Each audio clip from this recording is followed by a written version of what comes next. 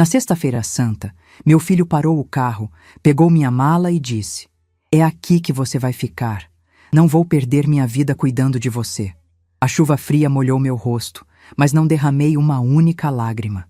Lentamente, peguei meu celular e fiz a ligação que adiei por anos. Quando ele abriu a porta de casa na segunda-feira, seu pesadelo apenas começou. Meu nome é Alzira, tenho 69 anos, e na sexta-feira santa meu único filho vivo me jogou num lar de idosos como quem descarta um móvel velho que não serve mais. Tudo começou 6 meses atrás, quando caí no banheiro de casa e quebrei o pulso esquerdo. Foi um acidente bobo. Escorreguei no piso molhado depois do banho, tentei me apoiar na pia, mas não deu tempo. O corpo veio para o chão com tudo. A dor foi imediata, aguda, subindo pelo braço inteiro. Gritei. Dona Marlene, minha vizinha que mora na casa ao lado, ouviu o barulho e veio correndo. Ela entrou pela porta dos fundos que eu sempre deixo destrancada. Me encontrou caída no chão do banheiro. Viu meu pulso torto num ângulo estranho e ligou para o SAMU na hora. A ambulância chegou em 20 minutos. Me levaram para o Hospital de Urgências de Goiânia. Fizeram raio-x. Fratura exposta no punho esquerdo. Engessaram meu braço da mão até quase o cotovelo. Me liberaram no mesmo dia, com receita de analgésico e recomendação de repouso. Liguei para o Túlio pedindo ajuda para voltar para casa. Ele demorou 3 horas para chegar. Quando chegou, estava acompanhado da Kátia. Ela olhou para o gesso no meu braço, fez uma cara de incômodo e disse com aquele tom de quem está fazendo um favor muito grande: "Dona Alzira, a senhora precisa tomar mais cuidado. A gente não pode ficar largando tudo toda hora para socorrer." Não respondi. Apenas entrei no carro. Sentei no banco de trás. Fiquei em silêncio o caminho todo até em casa. Túlio também não falou nada. Kátia mexia no celular. Nos dias seguintes, tentei me virar sozinha. Cozinhava com uma mão só, equilibrando as panelas como dava. Tomava banho com dificuldade, protegendo o gesso com saco plástico amarrado com elástico. Vestir roupa virou uma operação de guerra. Valdete, minha amiga de mais de 30 anos, vinha me visitar quase todo dia e ajudava no que podia. Ela trazia a marmita pronta, lavava a roupa, limpava a cozinha. Dr. Augusto, meu vizinho advogado aposentado que mora 3 casas abaixo, trazia pão quentinho da padaria toda manhã e tomava café comigo. A gente sentava na varanda, conversava sobre tudo, sobre nada, sobre o tempo que passa e a vida que muda. Túlio ligava de vez em quando para perguntar como eu estava, mas não vinha. Sempre tinha desculpa. Trabalho acumulado na academia, reunião com fornecedor, cansaço. Kátia tinha agenda cheia de personal. Sempre alguma coisa. Eu entendia. Ou melhor, eu fingia entender. Porque no fundo mesmo, já doía. Já doía a ausência. Já doía perceber que meu filho único, o menino que eu carreguei no colo, que eu alimentei quando não tinha comida para mim, que eu vesti com roupa de brechó enquanto vendia marmita para pagar a faculdade dele, esse menino tinha virado um homem que não tinha tempo para a mãe. Nessa época, eu ainda fazia meu acompanhamento mensal com a doutora Fernanda, geriatra do posto de saúde do bairro Jardim das Américas. Fui à consulta com o braço engessado, ela registrou tudo no prontuário, perguntou se eu estava sendo bem cuidada em casa, se tinha alguém me ajudando. Disse que sim, que minha amiga Valdete estava comigo, que meu vizinho Dr. Augusto também ajudava. Ela me examinou, mediu pressão, pediu exames de rotina, renovou a receita dos remédios que eu tomo para pressão alta. No final da consulta, ela olhou para mim e disse: "Dona Alzira, a senhora está bem fisicamente, mas emocionalmente eu percebo um cansaço. A senhora está dormindo bem?" Respondi que sim. Menti, porque eu não dormia bem fazia meses. Acordava de madrugada pensando em Túlio, pensando em Reginaldo, meu outro filho que morreu há 15 anos num acidente de moto, pensando em quanto a vida é injusta. O filho grato morreu. O filho vivo se afastou. 2 semanas depois da queda, Túlio apareceu em casa sem avisar. Era um sábado de tarde. Tocou a campainha. Abri a porta. Ele estava sozinho, sem Kátia, e isso já era estranho porque eles viviam grudados. Entrou, sentou na cadeira da sala, ficou me olhando por alguns segundos em silêncio. Depois disse que tinha pensado muito e que achava melhor eu ir morar com eles por um tempo, até me recuperar totalmente. Fiquei feliz. Não vou mentir. Fiquei feliz porque achei que era sinal de cuidado. Sinal de que meu filho ainda se importava. Ele disse que Kátia também concordava, que eles tinham um quarto de hóspedes que eu podia usar, que seria melhor do que ficar sozinha aqui em casa com o braço quebrado. Concordei na hora. Arrumei uma mala pequena com roupa para uma semana. Peguei meus remédios, meus documentos, minha bolsa velha de couro que uso faz 20 anos. Tranquei a casa. Deixei as chaves com Dona Marlene pedindo para ela vigiar. Entrei no carro do Túlio. Fomos pro apartamento dele no setor Bueno. Bairro de classe média alta, longe do Jardim das Américas, longe da minha vida. O apartamento deles fica num prédio moderno de 12 andares, com portaria blindada, interfone, câmera em todo canto. Apartamento de 3 quartos, bem decorado, cheio de espelhos grandes, quadros abstratos pendurados nas paredes, sofá de couro branco, mesa de jantar de vidro. Tudo muito bonito, tudo muito frio.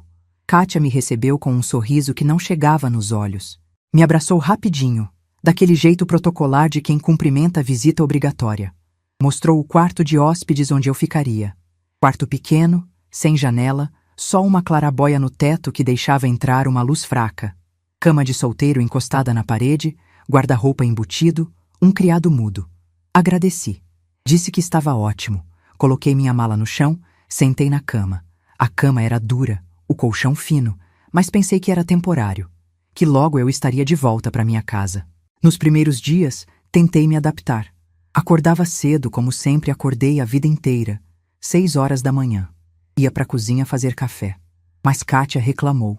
Disse que o barulho da cafeteira acordava ela, que ela precisava dormir até mais tarde, porque treinava cliente desde as 7 da manhã e chegava cansada.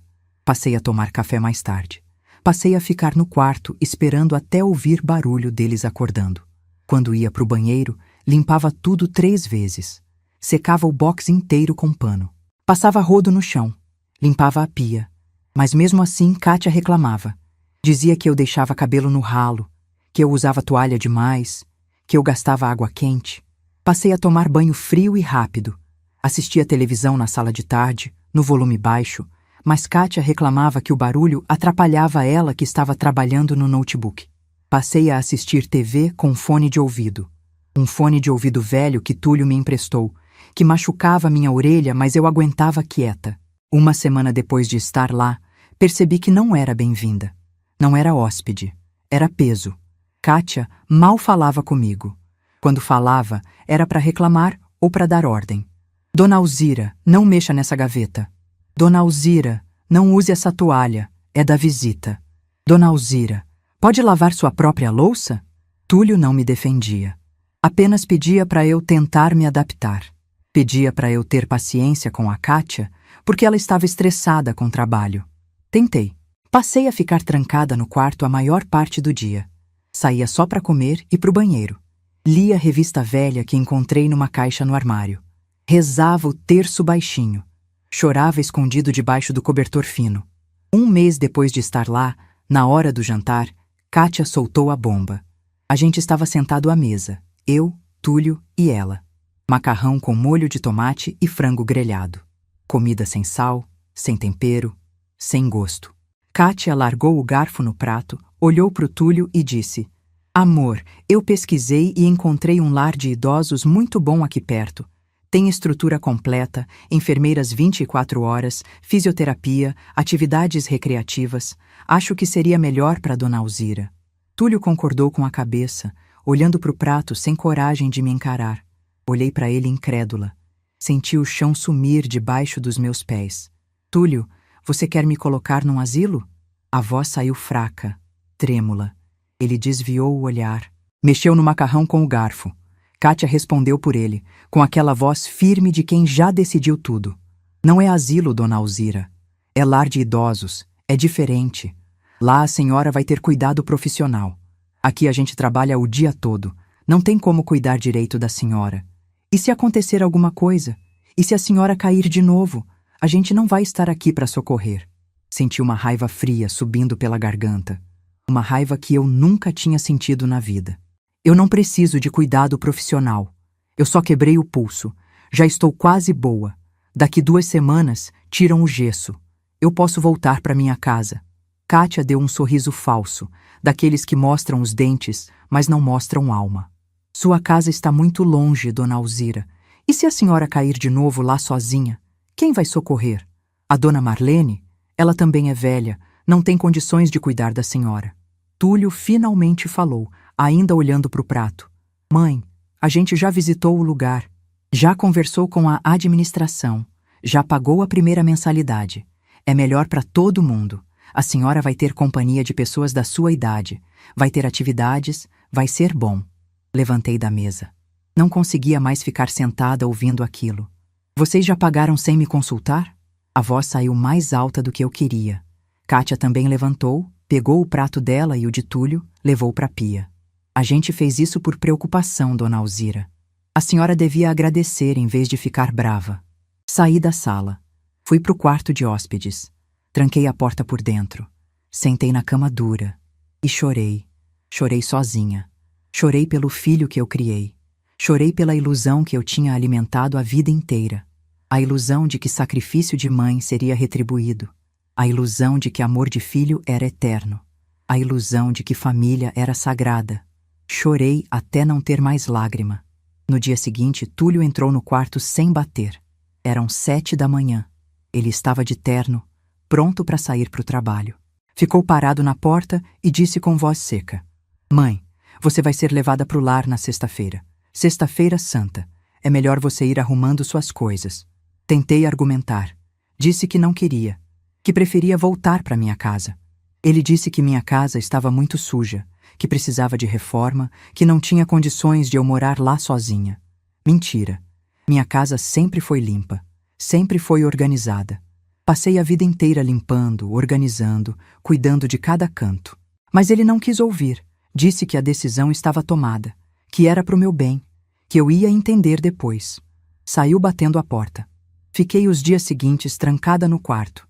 Kátia não falou mais comigo. Túlio também não. Eles viviam a vida deles como se eu não existisse. Eu era fantasma. Eu era móvel. Eu era problema que precisava ser resolvido. Tentei ligar para Valdete, mas o celular dela estava desligado. Tentei ligar para o Dr. Augusto, mas ele não atendeu. Deixei recado. Ele não retornou. Fiquei sozinha com meu desespero, com meu medo, com minha dor. Na sexta-feira santa, Túlio acordou cedo. Bateu na porta do quarto às 6 da manhã. Mãe, levanta, a gente sai em meia hora. Levantei. Vesti a roupa que tinha separado no dia anterior. Calça preta velha, blusa branca de manga comprida, sapato fechado preto. Peguei minha mala pequena que eu nem tinha terminado de arrumar direito, porque não sabia o que levar para um lugar que eu não queria ir. Túlio pegou a mala da minha mão sem dizer nada. Desceu na frente. Colocou no porta-malas do carro. Voltou. Me chamou. Desci.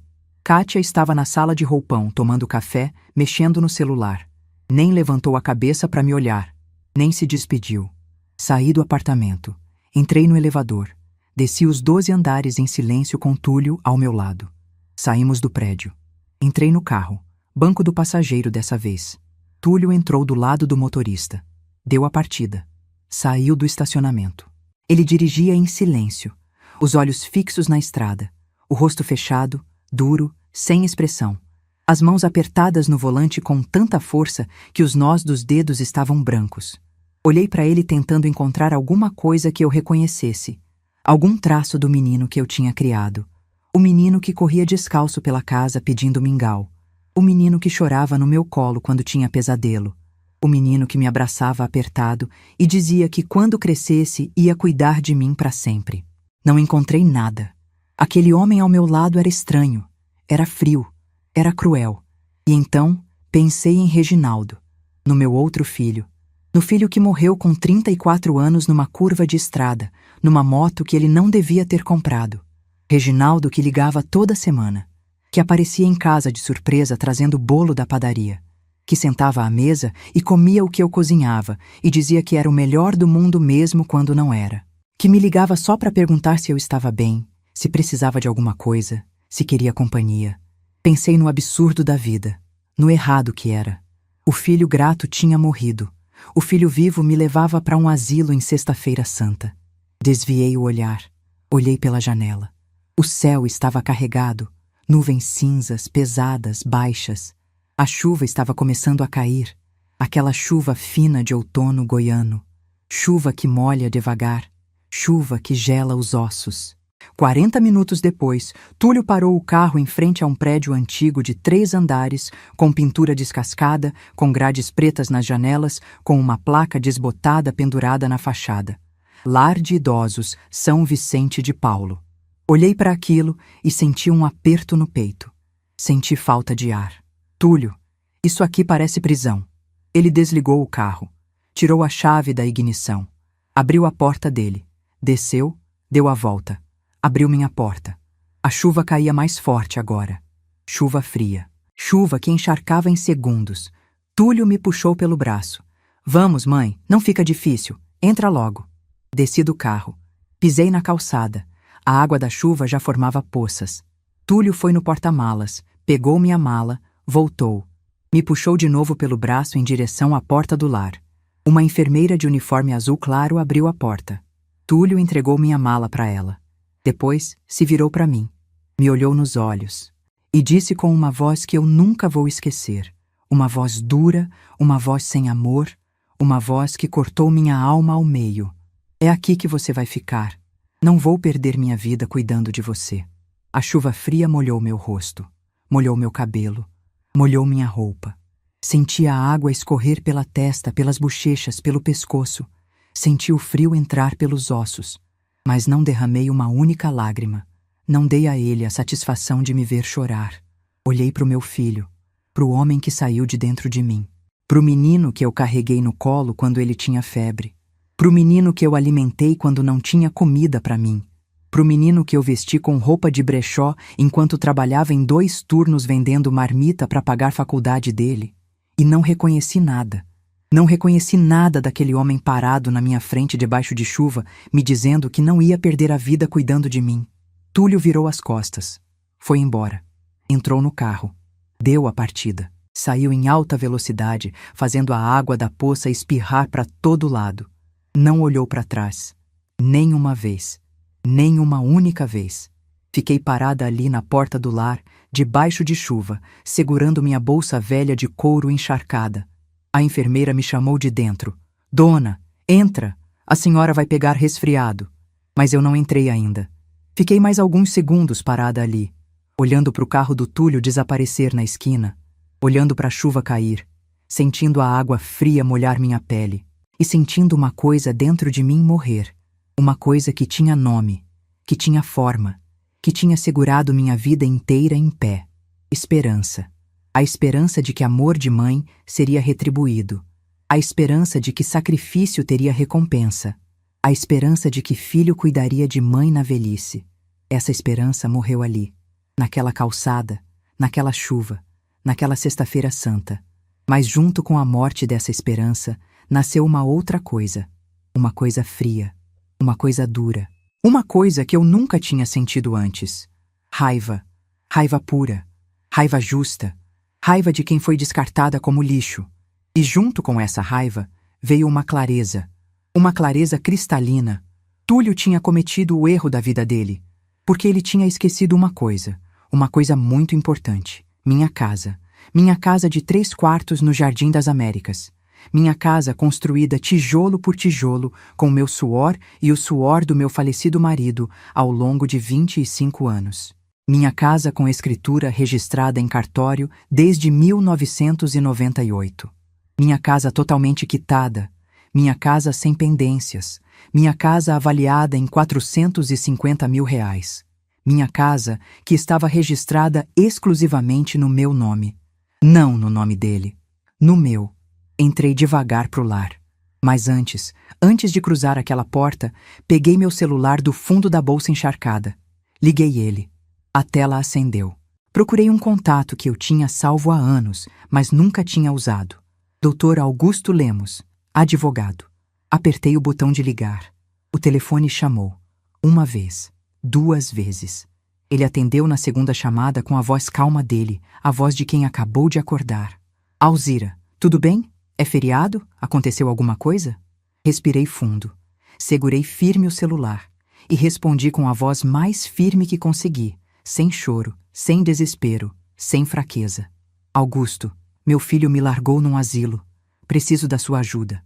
Preciso que você faça algo que eu deveria ter feito há anos. Ele ficou em silêncio por 2 segundos. Depois disse com aquela voz séria de advogado que conhece injustiça quando vê. Fica calma, Alzira. Eu vou resolver isso. Você tem a escritura da sua casa aí com você? Respondi. Não, está guardada em casa, dentro do guarda-roupa do meu quarto, numa caixa de sapato azul. Ele disse. Tudo bem, eu tenho cópia autenticada. Fiz para você há 3 anos quando você precisou regularizar o IPTU. Lembra? Está tudo aqui comigo. Vou precisar que você assine uma procuração. Posso ir aí amanhã de manhã? Respondi. Pode. Desliguei. Guardei o celular. Entrei no lar. A irmã Conceição, coordenadora do lugar, me recebeu com bondade. Mulher de uns 50 e poucos anos, hábito de freira, olhar calmo, voz mansa. Ela me abraçou. Me levou para dentro. Mostrou o quarto que eu dividiria com outras 3 idosas. Quarto pequeno com 4 camas estreitas encostadas nas paredes, 4 armários de madeira velha, uma janela gradeada com vista para um pátio interno sem árvore, cama com lençol branco, travesseiro fino e cobertor fino, banheiro compartilhado no corredor. Sentei na cama que seria minha, a cama da direita, perto da janela. Olhei pela janela gradeada. A chuva continuava caindo lá fora. Chuva fria, chuva de Sexta-feira Santa. E eu sabia. Sabia com cada fibra do meu corpo. Sabia com cada gota de sangue nas minhas veias. Que quando Túlio abrisse a porta de casa dele na segunda-feira de manhã, achando que tinha se livrado do problema, o pesadelo dele estava apenas começando. Antes de eu contar o que aconteceu no sábado, quando Augusto chegou com os documentos, me diz uma coisa. O que você faria no meu lugar? Você também teria reagido? Ou teria ficado quieta aceitando ser descartada? Deixa nos comentários porque eu quero saber se fiz certo. Agora deixa eu te contar como meu filho descobriu que tinha mexido com a pessoa errada. No sábado de manhã, Dr. Augusto chegou ao lar às 9 horas em ponto. Trouxe Valdete com ele. Os dois entraram pela porta principal, carregando pastas debaixo do braço e com expressões sérias no rosto.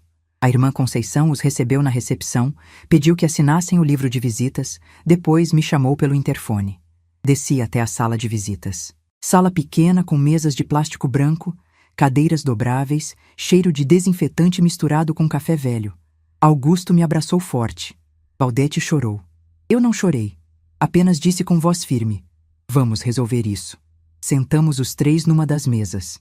Augusto abriu a pasta marrom e começou a tirar documentos. Tirou a cópia autenticada da escritura da minha casa. Tirou cópia do meu RG, do CPF, uma procuração em branco já impressa. Colocou tudo na mesa na minha frente. Depois me olhou com aquele olhar sério de advogado e disse: Alzira, trouxe aqui a cópia autenticada da escritura da sua casa. O imóvel está registrado exclusivamente no seu nome desde 1998. Matrícula número 57.812 do Cartório de Registro de Imóveis da 1ª Circunscrição de Goiânia. Imóvel totalmente quitado, sem penhoras, sem ônus, sem gravames. Você é a única proprietária legal. O Túlio não tem direito nenhum sobre esse imóvel enquanto você estiver viva. E mesmo depois da sua morte, ele só terá direito à herança se você não dispor em contrário por meio de testamento. Olhei para o documento. Para a escritura que eu tinha guardado com tanto cuidado durante todos esses anos. Escritura que representava 25 anos de sacrifício. 25 anos juntando tijolo. 25 anos pagando pedreiro. Minha casa. Meu suor. Meu sangue. Augusto continuou. Você quer que eu entre com ação de despejo contra ele? Ele está morando lá na sua casa? Respondi. Não. Ele mora no apartamento dele com a Kátia no setor Bueno, mas ele tem cópia das chaves da minha casa, e eu tenho certeza absoluta que ele vai tentar alguma coisa. Ele vai tentar me convencer a assinar algum papel, ou vai tentar vender a casa pelas minhas costas, ou vai tentar me declarar incapaz para ficar com tudo. Augusto pensou por alguns instantes. Coçou o queixo. Olhou para os papéis, depois olhou para mim e disse: Vou fazer o seguinte, Vou notificar o Túlio extrajudicialmente, informando que você está revogando qualquer autorização verbal ou tácita de acesso à propriedade localizada na Rua das Paineiras, número 423, Jardim das Américas. Vou solicitar a devolução imediata de todas as cópias de chaves que ele possui, com prazo de 48 horas, corridas a partir do recebimento da notificação. E vou registrar em cartório uma declaração de revogação de doação futura, deixando expresso que o Túlio Rodrigues, filho da declarante, está formalmente excluído da sucessão por ato de indignidade, com base no artigo 1962 do Código Civil, inciso 1º, que trata de abandono de ascendente. Isso significa que, mesmo se você morrer sem fazer testamento formal, ele não herda absolutamente nada. Por lei, quem abandona pai ou mãe perde o direito de herdar. Valdete bateu a palma da mão na mesa de plástico com força. O barulho ecoou pela sala vazia. Isso mesmo, Augusto. Esse moleque ingrato não merece nem a sola do sapato da Alzira. Augusto continuou, agora mais sério ainda. E tem mais uma coisa, Alzira. Vou entrar com ação de alimentos invertida. Você tem direito, garantido por lei no artigo 1696 do Código Civil, de exigir pensão alimentícia do seu filho. Ele te abandonou num lar de idosos contra a sua vontade expressa. Isso configura abandono material e moral de ascendente. O juiz pode, e muito provavelmente vai, obrigar ele a pagar uma pensão mensal para você no valor de pelo menos 30% do salário líquido dele. Senti um arrepio subir pela espinha. Olhei para o Augusto e disse com voz firme: Augusto, eu não quero dinheiro dele. Não quero um centavo que venha da mão dele. Eu quero justiça. Quero que ele sinta na pele o que é ser descartado. Augusto sorriu. Um sorriso pequeno, quase imperceptível. Alzira, às vezes justiça é fazer o outro pagar. Literalmente. Você não precisa usar o dinheiro da pensão. Pode doar para a caridade. Mas ele vai ter que pagar. Todo mês. Durante anos. E isso, acredite em mim, dói mais do que qualquer processo. Valdete concordou com a cabeça. É verdade, Alzira. Deixa ele pagar. Deixa ele sentir o peso todo mês quando o salário dele cair com desconto em folha. Respirei fundo. Pensei por alguns segundos. E concordei. Tudo bem. Entra com a ação de alimentos. Mas o dinheiro eu vou doar pro lar aqui, para a irmã Conceição usar com as outras velhinhas que foram abandonadas igual a mim. Augusto pegou uma caneta da pasta e estendeu para mim junto com a procuração. Então assina aqui, Alzira. Essa procuração me dá poderes para te representar em todas as ações judiciais e extrajudiciais relacionadas à defesa do seu patrimônio e dos seus direitos. Peguei a caneta, coloquei a ponta no papel e parei. A mão ficou imóvel sobre a folha por alguns segundos. Veio uma imagem que eu não chamei. Túlio, com 7 anos de idade, de pijama listrado azul e branco, correndo descalço pela cozinha num sábado de manhã ensolarado, gritando que queria mingau de fubá com canela. O cheiro de leite quente fervendo no fogão. O barulho dos pezinhos descalços dele no piso frio. Aquele menino que eu tinha guardado dentro do meu coração durante 44 anos. Aquele menino que não existia mais. Respirei fundo. Fechei os olhos por um segundo. Senti a mão da Valdete apertar a minha. Abri os olhos e assinei. Assinei a procuração com letra firme. Assinei a declaração de revogação de doação. Assinei todos os documentos que Augusto tinha preparado. Valdete testemunhou tudo, assinando como testemunha em cada folha. No fim, Augusto juntou todos os papéis, colocou de volta na pasta e disse: Vou protocolar isso ainda hoje no cartório. Segunda-feira de manhã, primeira coisa que vou fazer é ir pessoalmente até o apartamento do Túlio entregar a notificação extrajudicial. Quero ver a cara dele quando receber. Sorri pela primeira vez em dias. Um sorriso pequeno, amargo, mas sorriso. Obrigada, Augusto. Obrigada, Valdete. Na segunda-feira de manhã, pontualmente às 9 horas, Augusto foi até o edifício Sunset Boulevard, no setor Bueno. Prédio de 12 andares, fachada moderna, portaria com porteiro uniformizado. Augusto tocou a campainha do apartamento 307. Kátia atendeu o interfone com voz irritada. Quem é? Augusto respondeu com voz calma e firme. Dr. Augusto Lemos, advogado da senhora Alzira Cunha Rodrigues. Preciso falar com o senhor Túlio Rodrigues. Houve um silêncio tenso. Depois Kátia disse com voz mais irritada ainda: Ele não está. Está no trabalho. Augusto insistiu. Então vou deixar uma notificação extrajudicial aqui com a portaria. A notificação tem prazo de 48 horas corridas para devolução das chaves do imóvel, bem como para resposta formal sobre os termos da revogação de autorização de acesso. Se não houver resposta no prazo, vou presumir recusa e tomar todas as medidas judiciais cabíveis. Kátia desligou o interfone na cara dele. Augusto deixou o envelope pardo lacrado com o porteiro, colheu a assinatura de recebimento no protocolo e saiu. 2 horas depois, meu celular tocou. Era Túlio. Atendi. Ele estava nervoso, a voz aguda, falando rápido, quase gritando: Mãe, que palhaçada é essa? Que advogado é esse que apareceu aqui no meu prédio? Que história é essa de revogação de doação? Que pensão alimentícia? Você enlouqueceu de vez? Respirei fundo, segurei o celular firme na mão e respondi com a voz mais calma que consegui. Túlio, você me deixou num lar de idosos contra a minha vontade expressa. Você me disse, olhando nos meus olhos debaixo de chuva, que não ia perder sua vida cuidando de mim. Então eu estou apenas formalizando juridicamente o que você já decidiu emocionalmente, que eu não sou mais problema seu. E em contrapartida, você não é mais herdeiro meu.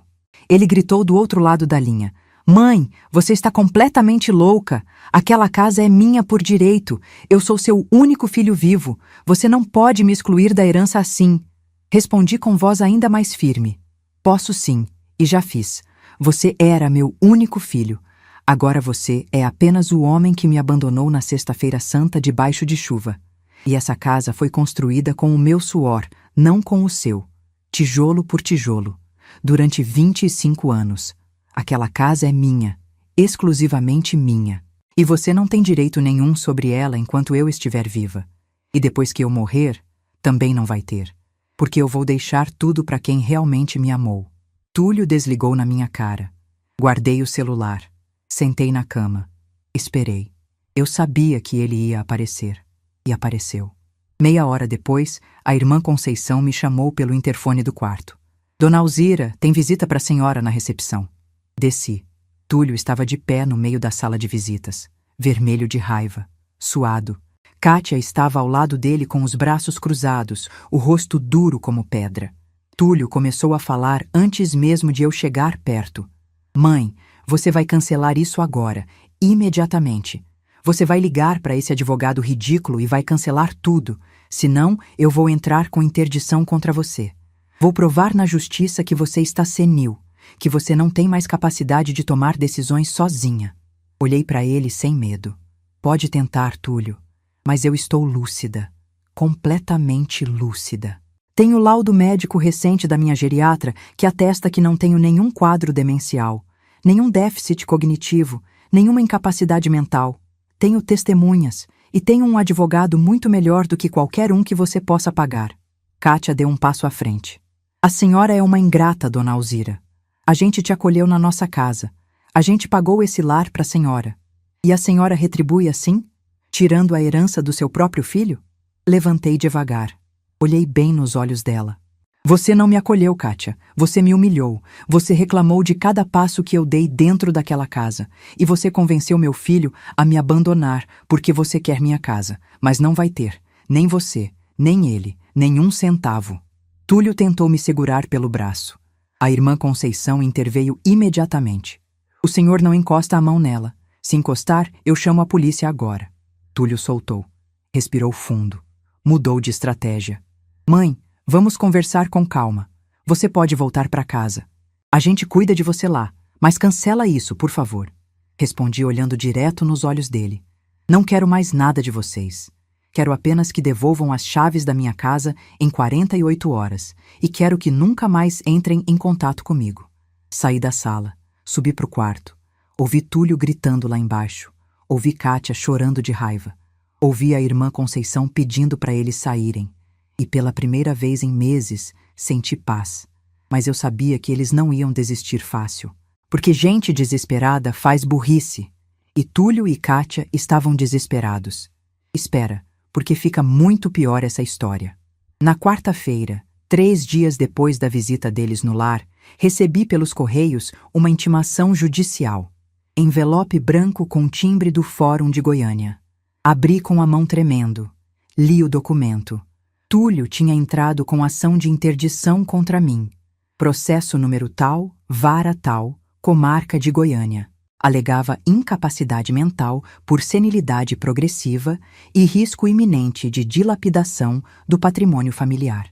Anexado ao processo, havia um relatório de 3 páginas assinado por ele descrevendo episódios detalhados de confusão mental, esquecimentos frequentes, decisões irracionais e comportamento errático que eu supostamente apresentava nos últimos meses.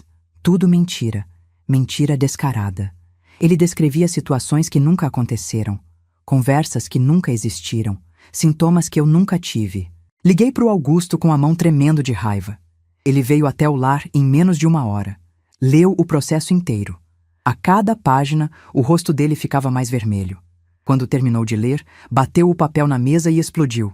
Isso é vingança barata. Vingança covarde.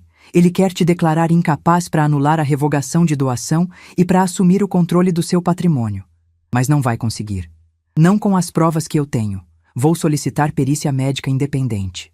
Vou juntar o laudo completo da doutora Fernanda com todo o seu histórico de consultas. Vou juntar depoimentos escritos de todas as testemunhas. E vou processar ele por litigância de má-fé. Ele vai pagar caro por isso. O prazo das 48 horas para devolução das chaves tinha vencido na terça-feira.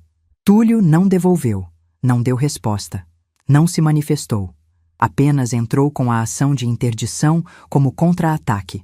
Augusto registrou formalmente o descumprimento da notificação. Tirou protocolo no cartório. Preparou representação para o Ministério Público.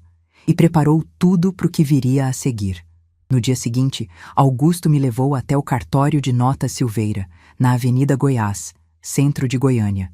Lugar antigo, com cheiro de papel velho e tinta de carimbo. Sentamos numa salinha com um tabelião de uns 60 anos, careca, de óculos fundo de garrafa. Augusto apresentou todos os documentos, a escritura, a procuração, os comprovantes de descumprimento da notificação. E registramos formalmente perante o tabelião a declaração de exclusão de herdeiro por indignidade. Documento público, irrevogável, registrado em livro próprio. Túlio Rodrigues, CPF tal, filho da declarante, excluído da sucessão hereditária por ato de abandono de ascendente, conforme artigo 1962, inciso 1º, do Código Civil Brasileiro. O tabelião carimbou. Assinou. Registrou. Túlio estava oficialmente e juridicamente fora da herança. Mesmo que eu morresse sem testamento, ele não herdaria nada. A lei protegia mães abandonadas, e eu tinha usado essa proteção.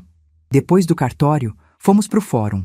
Augusto protocolou a contestação da ação de interdição, juntou laudo médico completo da doutora Fernanda, com histórico de 6 anos de acompanhamento geriátrico, atestando capacidade mental plena, ausência de qualquer quadro demencial, ausência de déficit cognitivo, ausência de qualquer patologia que comprometesse meu discernimento.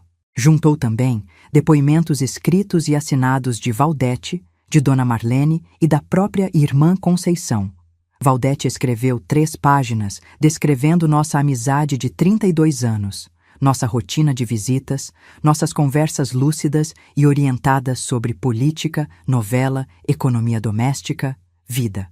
Dona Marlene escreveu 2 páginas descrevendo como eu cuidava da casa sozinha, como eu gerenciava minhas finanças, como eu tomava decisões racionais e coerentes. Irmã Conceição escreveu 1,5 páginas descrevendo meu comportamento no lar, minha participação nas atividades, minha interação social adequada, minha orientação temporal e espacial perfeitas.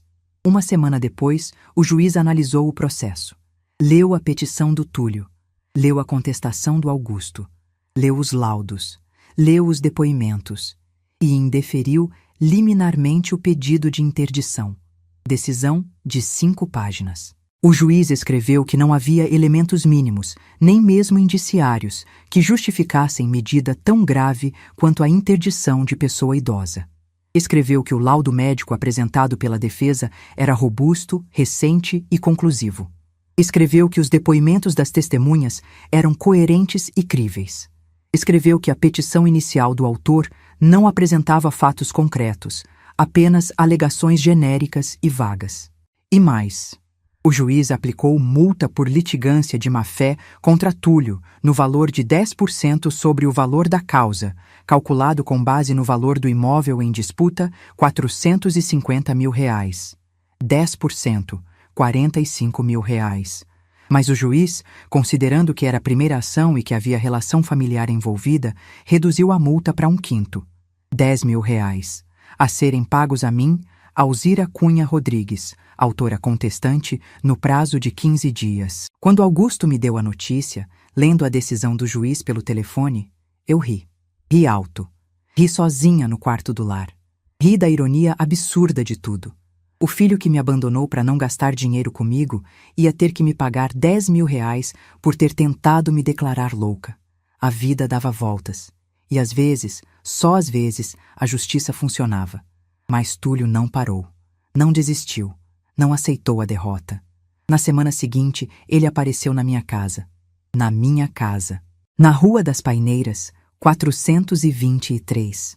Dona Marlene, que vigiava minha casa todo dia conforme tinha me prometido, viu o carro dele parar na frente. Um Chevrolet Onix cinza, placa tal. Viu Túlio descer. Viu ele se aproximar da porta com um chaveiro na mão. Um homem de uns 50 anos, barrigudo, boné sujo, caixa de ferramentas. Dona Marlene entendeu na hora o que ia acontecer. Túlio ia tentar trocar a fechadura. Ia tentar se apossar da casa à força. Ela ligou imediatamente para o Augusto. Augusto ligou para a polícia militar. Quando a viatura chegou, 10 minutos depois, Túlio ainda estava na porta da casa, discutindo com o chaveiro que se recusava a fazer o serviço sem documento que comprovasse propriedade. Os 2 policiais militares desceram da viatura, um cabo e um soldado. Pediram documentos. Túlio mostrou o RG dele. Os policiais perguntaram qual era o problema. Túlio disse que era filho da proprietária, que a mãe estava internada em lar de idosos, que ele precisava entrar na casa para pegar alguns pertences dela. Os policiais pediram documento que comprovasse propriedade ou autorização formal da proprietária. Túlio não tinha nada. Disse que a escritura estava dentro da casa. Os policiais disseram que sem documento ele não podia entrar. Túlio começou a ficar nervoso, a voz subindo. Disse que era direito dele, que era filho único, que a mãe estava senil. Nesse momento, Augusto chegou. Desceu do carro dele, um Fiat Palio branco velho, com uma pasta debaixo do braço. Cumprimentou os policiais. Se apresentou como advogado da proprietária do imóvel. Mostrou a escritura registrada em cartório exclusivamente no nome de Alzira Cunha Rodrigues. Mostrou a notificação extrajudicial que tinha sido entregue a Túlio exigindo devolução das chaves. Mostrou o protocolo de recebimento assinado pelo porteiro do prédio dele. Mostrou a decisão judicial que tinha indeferido a interdição. Mostrou o boletim de ocorrência que tinha registrado pelo descumprimento da notificação. Os policiais leram tudo. Olharam para o Túlio. O cabo, um homem de uns 40 anos com cara de poucos amigos, disse com voz firme: "O senhor não tem autorização para estar aqui. O imóvel não está no seu nome. A proprietária já notificou formalmente que o senhor não pode mais entrar. Se voltar aqui, vai ser preso por esbulho possessório e invasão de propriedade. Está entendido?" Túlio ficou vermelho. Gritou que aquilo era absurdo, que ele era filho, que tinha direito. O policial repetiu com voz mais dura: "O senhor está entendido ou quer que eu conduza o senhor para a delegacia agora para prestar esclarecimento?" Túlio calou a boca. Entrou no carro. Bateu a porta com força. Saiu em alta velocidade fazendo o pneu cantador na rua de paralelepípedo. Augusto agradeceu os policiais. Eles foram embora. Dona Marlene atravessou a rua e veio falar com Augusto. Os 2 conversaram por alguns minutos na calçada. Augusto me ligou depois e contou tudo. Eu ouvi em silêncio. Quando ele terminou, eu disse apenas: "Obrigada, Augusto. Obrigada, Dona Marlene. Obrigada por protegerem minha casa." Ele disse: Alzira, sua casa está segura. Ninguém vai entrar lá sem sua autorização. Eu garanto. 2 dias depois, na quinta-feira de tarde, Kátia apareceu no lar. Sozinha, sem Túlio. Pediu para falar comigo. A irmã Conceição me avisou pelo interfone. Desci até a sala de visitas. Kátia estava sentada numa das cadeiras de plástico, vestida com roupa de academia, calça legging preta, top esportivo rosa, tênis branco caro. Quando me viu, levantou. Veio na minha direção com os braços abertos, como se fosse me abraçar, com cara de choro, olhos vermelhos, máscara de sofrimento. Desviei. Dei um passo para o lado. Ela parou, abaixou os braços e começou a falar com voz chorosa, teatral, estudada. Dona Alzira, eu vim aqui pedir desculpas do fundo do meu coração. Eu sei que eu errei. Eu sei que eu fui grossa com a senhora. Eu sei que eu não devia ter pressionado o Túlio para trazer a senhora para cá. Mas eu estava muito estressada naquela época, sabe? A academia estava dando prejuízo. A gente estava com problema financeiro. Eu estava sobrecarregada de trabalho. Eu não estava pensando direito. Eu não estava agindo com o coração. Por favor, Dona Alzira, perdoa a gente. Perdoa o Túlio. Ele está sofrendo muito. Ele chora todo dia. Ele não consegue dormir. Ele não consegue comer. Ele te ama, Dona Alzira. Ele te ama de verdade. Ele só foi fraco. Ele só cometeu um erro. Olhei para ela em silêncio. Deixei o silêncio pesar. Deixei ela se contorcer na própria mentira. Depois perguntei com voz calma. Kátia, você veio aqui porque se arrependeu de verdade ou porque descobriu que não vai ter minha casa? O rosto dela mudou. A máscara caiu. Foi instantâneo. Os olhos que estavam cheios de lágrima ficaram secos e frios. A boca que estava tremendo ficou dura. A senhora é uma velha, egoísta e cruel, Dona Alzira. O Túlio é seu único filho vivo. Seu único filho. E a senhora vai deixar tudo para quem? Para estranhos? Para caridade? Para cachorro? Isso é ridículo. Isso é injusto. Esse filho trabalhou, estudou, se formou. Ele merece essa herança. Ele tem direito. Respondi ainda mais calma. Ele não merece nada. E não tem direito nenhum. Aquela casa foi construída com o meu suor e o suor do meu falecido marido. Tijolo por tijolo. Durante 25 anos. Túlio não colocou um único centavo. Não carregou um único saco de cimento. Não pintou uma única parede. Ele morou lá até os 22 anos de graça. Comeu de graça. Bebeu de graça. Estudou de graça, enquanto eu trabalhava em 2 turnos vendendo marmita para pagar a faculdade particular dele. E quando eu precisei dele, quando eu quebrei o pulso e fiquei vulnerável, ele me descartou. Me jogou num lar de idosos contra minha vontade. Me disse na minha cara que não ia perder a vida dele cuidando de mim. Então eu vou deixar tudo para quem merece. Para quem me respeitou. Para quem me amou. Para quem me cuidou de verdade. E vocês não se encaixam em nenhuma dessas categorias. Kátia levantou. Pegou a bolsa cara de couro que estava no encosto da cadeira e cuspiu as últimas palavras com ódio puro. A senhora vai morrer sozinha, Dona Alzira. Sozinha e esquecida num quarto de asilo fedorento. E quando isso acontecer, ninguém vai chorar. Ninguém vai sentir falta. Ninguém vai nem lembrar que a senhora existiu. Respondi antes dela sair pela porta. Prefiro morrer sozinha e digna do que viver humilhada por quem deveria me amar. Agora sai daqui e não volta nunca mais. Kátia saiu batendo a porta com tanta força que o vidro da janela da sala tremeu. Subi para o quarto. Sentei na cama estreita. Olhei pela janela gradeada para o céu de Goiânia que estava limpo, azul, sem nuvem. 3 semanas e 4 dias eu tinha passado ali. 3 semanas e 4 dias entre camas estreitas, banheiro compartilhado, comida sem gosto, grade na janela, liberdade vigiada. Mas Augusto tinha me ligado mais cedo naquele mesmo dia com uma boa notícia. Com a escritura em mãos, com a decisão judicial favorável, com o boletim de ocorrência registrado, com a advertência policial documentada, não havia nenhum impedimento legal para eu voltar para minha própria casa. Eu era a proprietária legal. Eu tinha todos os documentos. Eu tinha toda a proteção jurídica necessária. Ninguém podia me impedir. Valdete viria me buscar no sábado de manhã. Faltavam 2 dias. No sábado de manhã, Valdete chegou pontualmente às 9 horas. Trouxe Augusto com ela. Subiram até o quarto. Me ajudaram a arrumar minhas coisas. Roupa dobrada na mala pequena, remédios na nécessaire, documentos na bolsa. Desci com a mala na mão. A irmã Conceição estava esperando na porta da recepção. Me olhou por um longo momento com aqueles olhos calmos de quem passou a vida inteira vendo gente chegar e partir, vendo gente quebrar e se reerguer. Depois me abraçou forte. Abraço apertado, demorado, silencioso. Quando me soltou, disse com voz emocionada: "Que Deus te abençoe sempre, Alzira. Você é uma mulher muito forte, muito corajosa. Você me ensinou que idade não tira a dignidade de ninguém." Fiquei no abraço dela por mais alguns segundos. Senti o cheiro de sabonete e água de colônia barata que ela usava.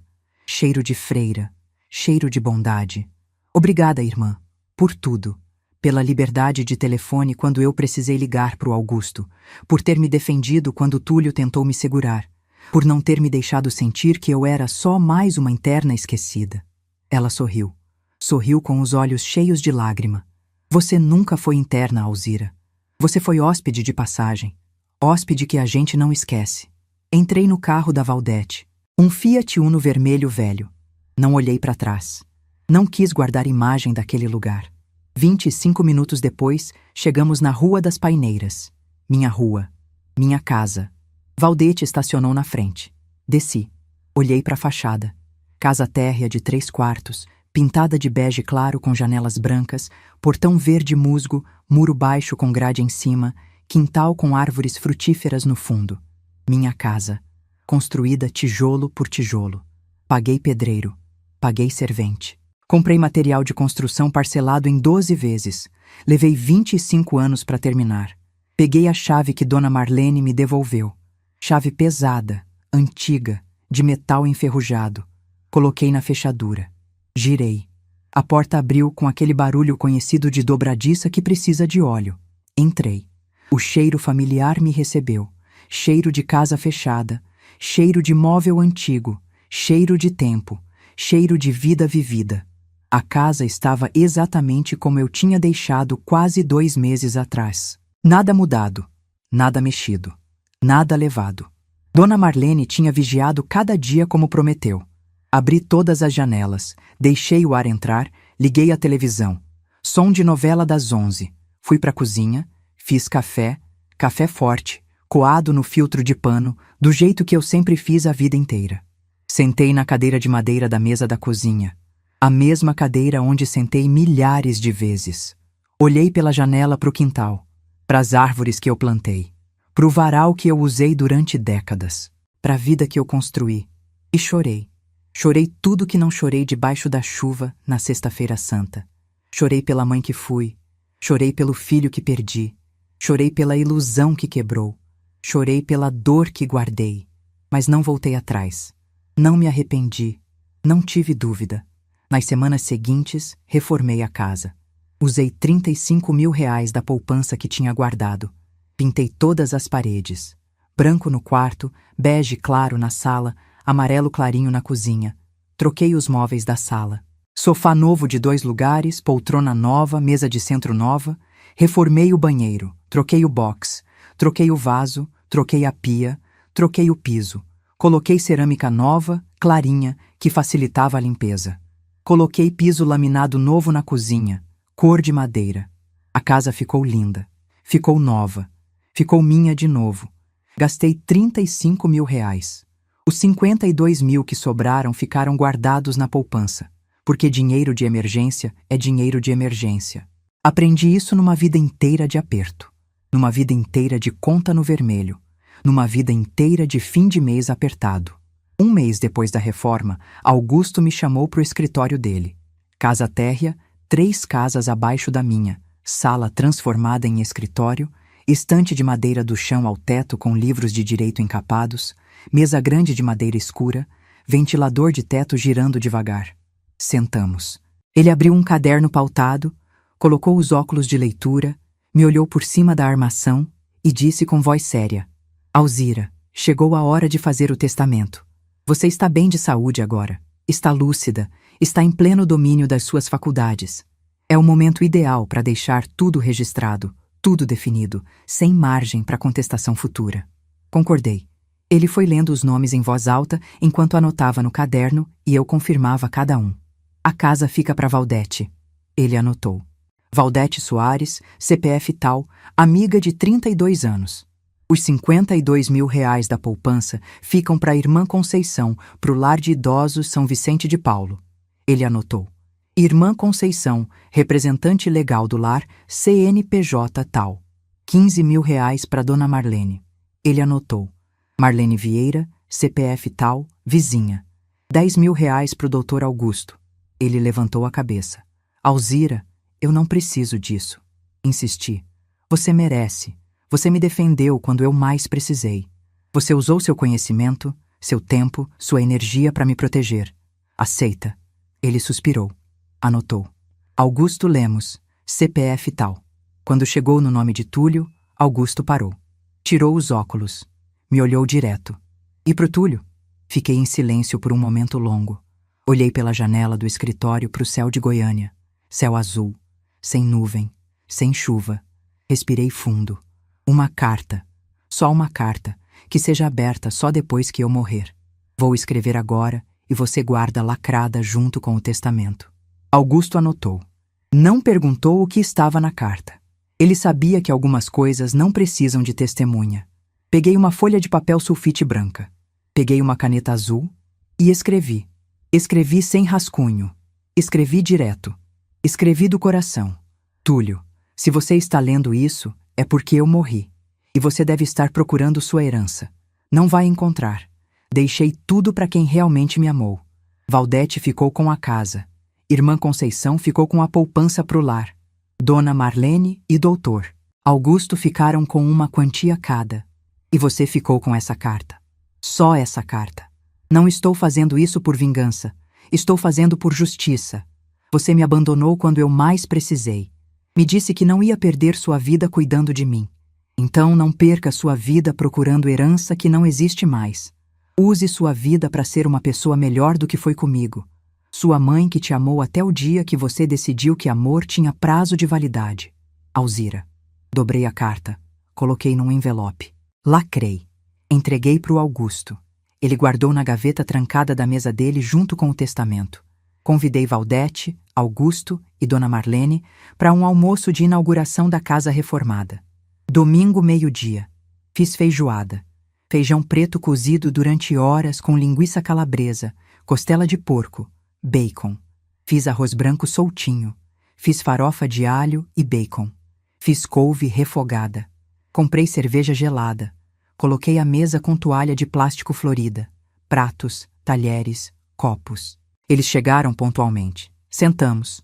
Comemos. Conversamos. Rimos. Pela primeira vez em anos, ri de verdade. Ri sem peso. Ri sem dor. Ri livre. Enquanto isso, a vida de Túlio e Kátia desmoronava em câmera lenta. A multa de R$ 10.000 foi cobrada judicialmente. Oficial de justiça bateu na porta do apartamento deles. Entregou o mandado de penhora. Túlio tentou entrar com recurso. Recurso foi negado. Teve que pagar. Parcelou em 10 vezes no cartão de crédito com juros. R$ 1.000 por mês durante 10 meses. Mais os juros do cartão que subiram para quase R$ 2.000 no total. A notícia do processo de interdição vazou no círculo social deles. Goiânia é cidade grande, mas o mundo fitness é pequeno. Todo mundo conhece todo mundo. Amigos da academia, onde Kátia dava aula, começaram a comentar. Clientes perguntaram: é verdade que você internou sua sogra num asilo? É verdade que você tentou declarar ela louca para ficar com a casa? Kátia negava. Dizia que era mentira. Dizia que a sogra que estava inventando história. Mas a semente da dúvida já tinha sido plantada. A imagem dela como personal trainer de sucesso, imagem construída em cima de disciplina, postura, ética, saúde, começou a rachar. Ela perdeu 3 contratos de personal em 2 semanas. Perdeu 5 alunos da turma de Pilates. A sociedade dela na academia ficou tensa. Os outros 2 sócios pressionaram Túlio a se afastar temporariamente da gerência administrativa enquanto o problema familiar não fosse totalmente resolvido. Ele voltou para uma posição administrativa comum, sem cargo de chefia. O salário caiu de R$ 8.500 para R$ 5.800. Uma queda brutal. O padrão de vida despencou. As viagens internacionais que eles faziam 2 vezes por ano pararam. Os jantares em restaurante caro pararam. As roupas de marca pararam. Os posts de Kátia nas redes sociais mostrando vida de luxo ficaram cada vez mais raros, até pararem completamente. O silêncio nas redes de quem vivia de aparência diz mais que qualquer postagem. Kátia começou a culpar Túlio por tudo. Dizia que foi burrice dele ter aceitado os conselhos dela, que ele devia ter enfrentado a mãe de outro jeito, que ele não devia ter tentado a interdição, que agora a reputação dela estava manchada, que ela não podia pagar o preço sozinha por uma decisão que foi dele também. O casamento foi rachando por dentro, como parede com infiltração, devagar, silencioso, inevitável. Discussões viraram rotina, gritos viraram rotina, silêncios viraram rotina. O plano que Kátia tinha arquitetado com tanto cuidado para garantir o futuro financeiro do casal destruiu exatamente o que ela queria proteger. 3 meses depois da minha volta para casa, Kátia pediu divórcio. Alegou incompatibilidade de gênios. Pediu metade dos bens. Túlio não tinha quase nada. Apartamento alugado, carro financiado, móveis velhos. Ela levou metade do nada. Mudou para o apartamento da mãe dela. Bloqueou Túlio em todas as redes sociais. Apagou todas as fotos dos dois, como se os 7 anos de casamento nunca tivessem existido. Soube disso tudo pela Valdete. Valdete que tem prima que trabalha na mesma academia. Valdete que ouviu os comentários. Valdete que me contou com satisfação mal disfarçada. Senti pena. Não pena de mãe. Não pena de quem perdoa. Mas pena de ser humano por outro ser humano que perdeu tudo por ganância, fraqueza e covardia.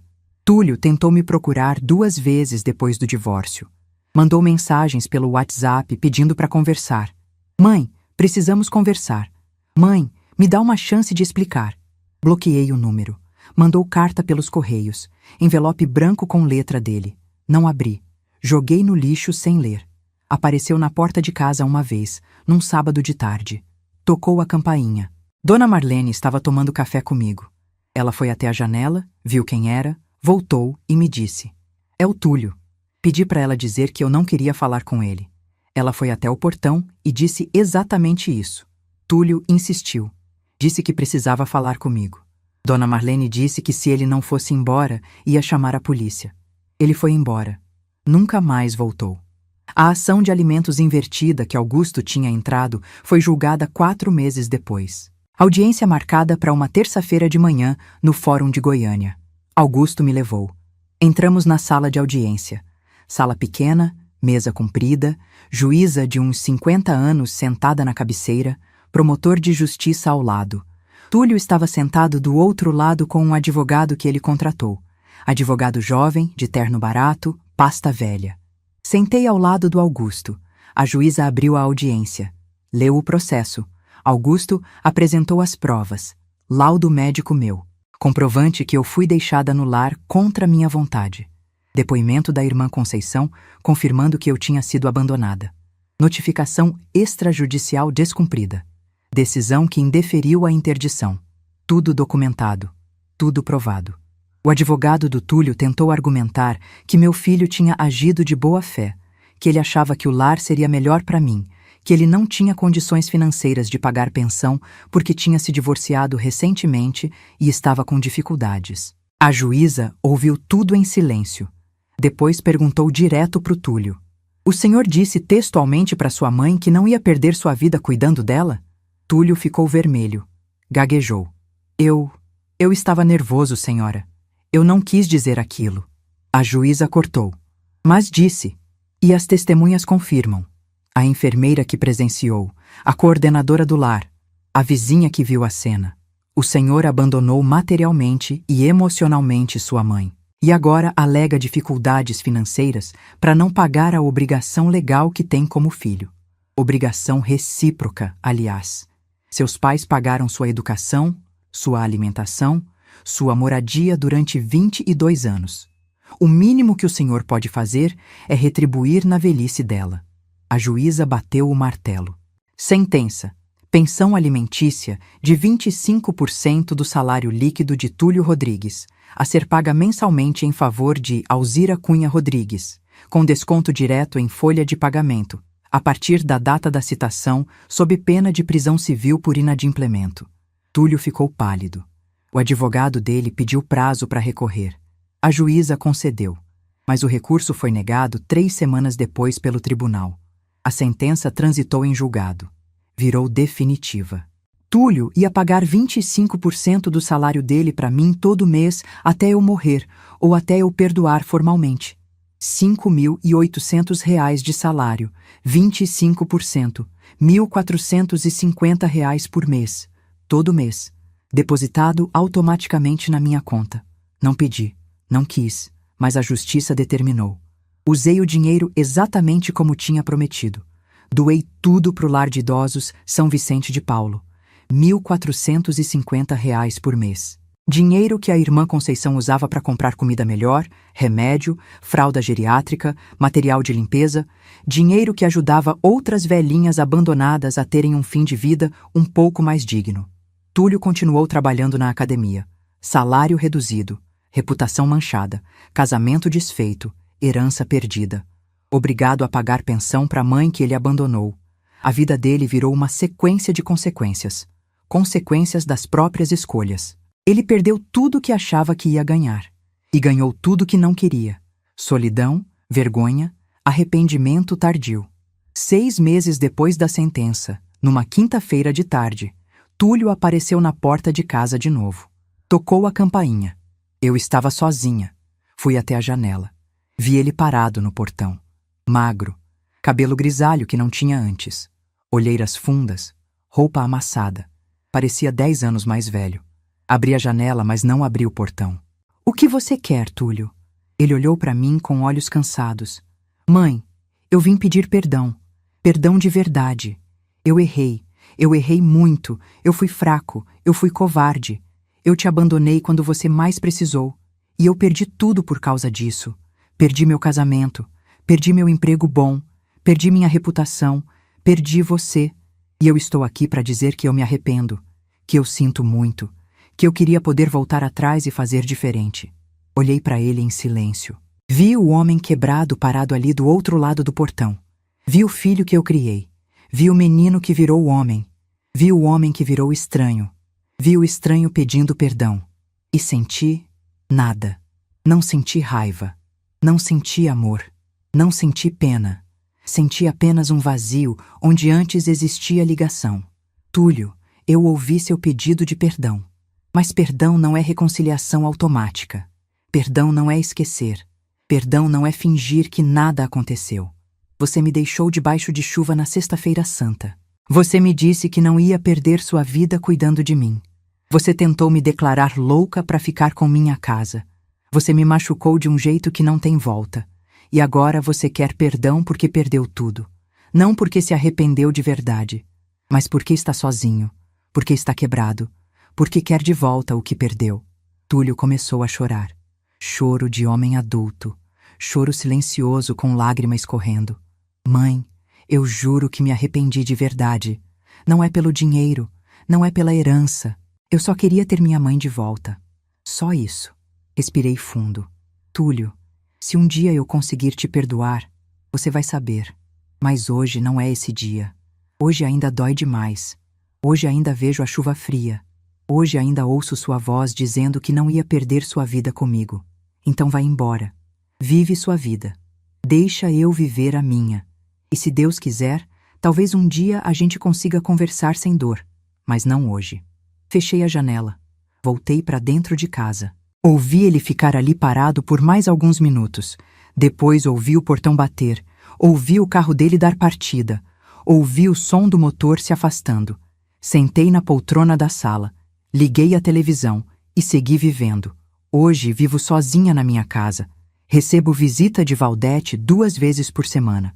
A gente toma café, come bolo, assiste novela, fofoca sobre a vizinhança. Tomo café com Augusto aos sábados de manhã. A gente joga dominó, conversa sobre política, sobre tempo, sobre vida. Faço crochê nas tardes de quarta. Toalhas, tapetes, porta-copos, que depois dou de presente para as amigas da igreja. Cuido das plantas do quintal. Reguei as árvores frutíferas. Colho manga, goiaba, jabuticaba quando dá época. Assisto novela todo dia às 7 da noite. Vou à missa aos domingos na igreja Nossa Senhora das Graças. Tenho uma vida simples, mas tenho dignidade. E dignidade, descobri tarde demais, vale mais que qualquer filho ingrato. Não perdoei Túlio completamente. Talvez um dia perdoe. Mas perdão não é esquecimento. Não é reconciliação automática. Não é volta ao que era antes. Perdão é liberar a raiva. E eu ainda não consegui liberar completamente. Ainda sinto a chuva fria da Sexta-feira Santa. Ainda ouço a voz dele dizendo que não ia perder a vida cuidando de mim. Ainda sinto a dor de ter sido descartada como móvel velho. Mas também sinto orgulho. Orgulho de ter reagido. Orgulho de não ter me curvado. Orgulho de ter usado a única arma que eu tinha, a propriedade legal sobre o que construí, para me defender. Mães não são santas. Mães não são capachos. Mães são seres humanos. E seres humanos merecem respeito. Mesmo quando envelhecem. Mesmo quando adoecem. Mesmo quando se tornam inconvenientes. Se um dia Túlio bater na minha porta pedindo perdão de verdade, sem interesse, sem desespero financeiro, sem pressão externa, eu vou ouvir, mas não vou abrir a porta imediatamente. Porque algumas portas, quando fechadas com violência, não se abrem mais com facilidade. Exigem tempo, exigem prova, exigem mudança real. Até lá, vou continuar vivendo, porque eu mereci viver. Trabalhei 36 anos como professora. Criei filho sozinha, enquanto cuidava de marido doente. Construí casa, tijolo por tijolo. E ninguém vai tirar isso de mim, nem em vida, nem depois da morte. Se você chegou até aqui, se inscreva no canal para não perder as próximas histórias. E clica no vídeo que está passando na tela agora, porque a história que vem a seguir vai te deixar sem palavras.